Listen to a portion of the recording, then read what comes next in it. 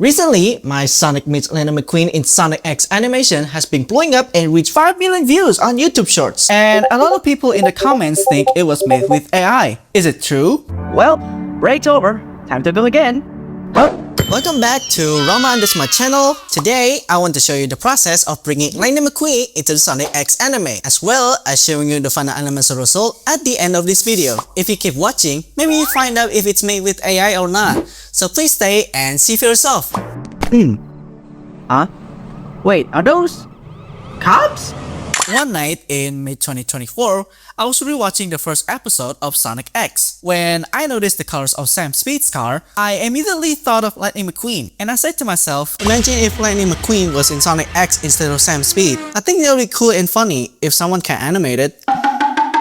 Wait, can I make this? Wait, no, that's... And that's when I knew I had to animate it. But before we start animating, I had to collect a bunch of Sonic X screenshots and concept arts for reference, including the cars, because I wanted Lightning McQueen to look like he could fit in the Sonic X world. Now let's see, which McQueen design should I use? Eeny, meeny, miny... Nah, most of them have too many stickers and their paint jobs are complicated, and I don't want to draw them over and over again. So, I gave him the cars on the road design. Hey! Holy crap! Lightning McQueen! I even wrote a script about how they're going to meet each other, which means I'm gonna have to voice Sonic myself. I may not sound like his voice actor Jason Griffith, but I'm going to try my best to kinda sound similar enough. Alright, wish me luck. Well, break's over. Time to go again. Up. Wait, are those cops? Wait, no. That's... Holy crap! Lightning McQueen? Okay, I think that's not bad. Yeah, good job! Once the voice lines are done, let's make a sketch animation. For this animation, I used two different apps, ibisPaint X and ToonSquid. So first, I drew the sketches in ibisPaint, starting with the blue blur himself, Sonic. The scene starts with two shots from the original episode, and the rest is animated by me. I had to export the first two shots in a total of only 93 frames, but I didn't just take those two shots straight from the episode. I changed them from full screen to widescreen by adding more background. And I also edited Sonic's animation in the first shot. And the reason why the animation isn't exactly the same as the official episode with Sam Speed replaced by Lightning McQueen is because they will feel weird and lazy. That's why I rewrote the scene. I wanted this animation to feel like a lost deleted scene, even though it isn't official. And I also want the audience to react like, wait, I don't remember this part. Huh? And before you say Sam Speed's car is a ripoff of Lightning McQueen, Sonic X actually came out 3 years before Pixar's Cars. Since Lightning McQueen and Sam Speed are both super fast racers and have similar colors, was McQueen inspired by Sam Speed's Formula 1 cruiser? Or is it just coincidence?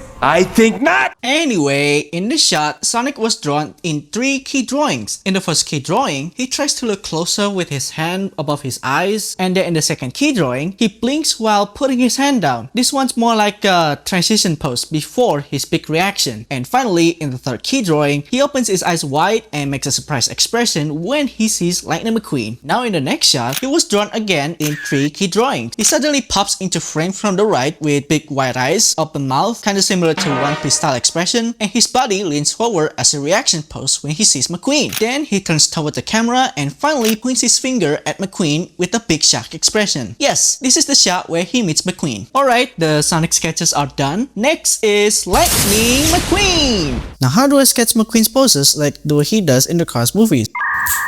Oh, I think I might find a way. That's right, we're gonna cheat, kind of. I screenshotted a Lightning McQueen 3D model and multiple frames of him doing his Ka-chow signature from Cars 2 and then trace over them. This may look like cheating, but it's not. This method usually helps when you're trying to figure out a pose or a perspective. But I did tweak McQueen a little bit to make him fit in the Sonic X universe.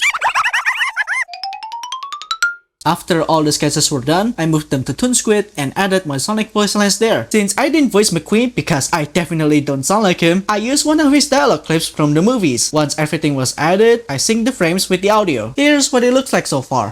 Hey! Yeah, good job!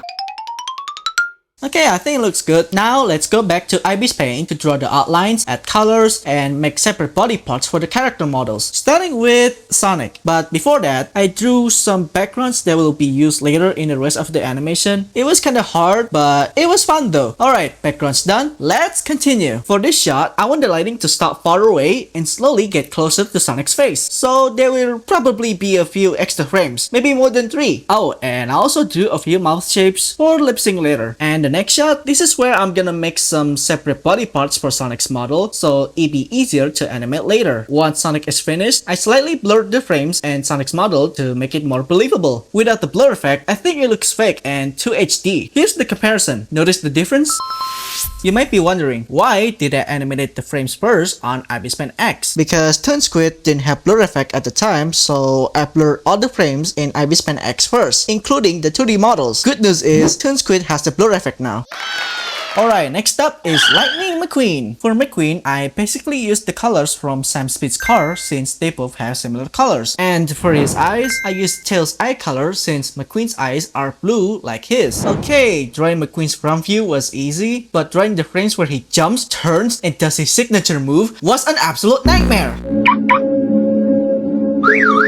So first, I filled in the primary color, then I drew McQueen's yellow lightning bolt and the number 95. That way, I could place the number correctly right away. I also had to make sure the perspective was correct and the number's position stayed consistent. And I also drew the radiator spring sticker for McQueen's hood. It was kinda hard, but it would have been way harder if I had to draw the Rusty's logo. Thank goodness I didn't have to draw that. Okay, I think I'm almost done. What's next? Oh, the Lightyear text on his tires? Do I really have to draw that? No,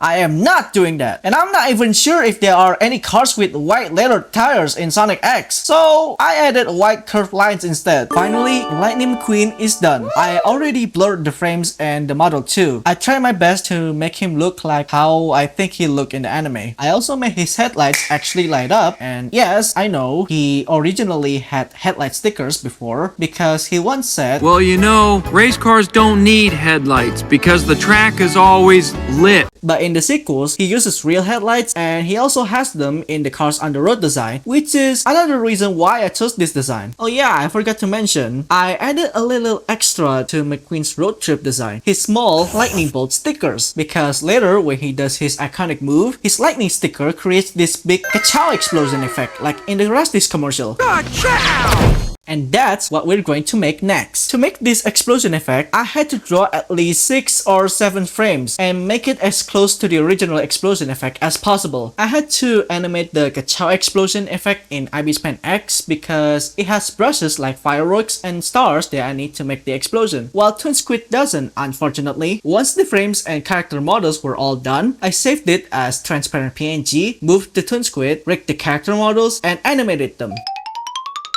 Since I didn't use rig bones at the time, I used transform hierarchy instead. After rigging, you can move them around like this. See? Woohoo! Pretty cool, right? Alright, now let's finish this. While I'm finishing this animation, you know what's weird about Sonic's design in Sonic X? He looks cool in the anime, but the strange thing is his quills. In the games, he usually has 6 quills on his head, but in Sonic X, he only has 3. And when he transforms into his super form, he has 5 quills. Strange, isn't it? Well, it's actually an artistic choice that makes him a lot easier to animate. It's similar to the Mickey Mouse ears effect where his head keeps the same silhouette no matter what angle it's viewed from. And it's not just in Sonic X. In fact, in Sonic CD, if you look at the early concept art of classic Sonic for the animation cutscenes, he also has 3 quills, similar to the Sonic X design. Looking at some of these drawings, especially from the front, he kinda looks similar to Metal Sonic, or that creepy looking Sonic. Later, in the final animation, they went back to 6 quills, which is what he's usually supposed to have. If you're a beginner learning to draw or an artist struggling with drawing Sonic spines at different angles, then maybe you can use Sonic X as a reference. Not gonna lie, I used to draw Sonic spines like this too when I was a kid.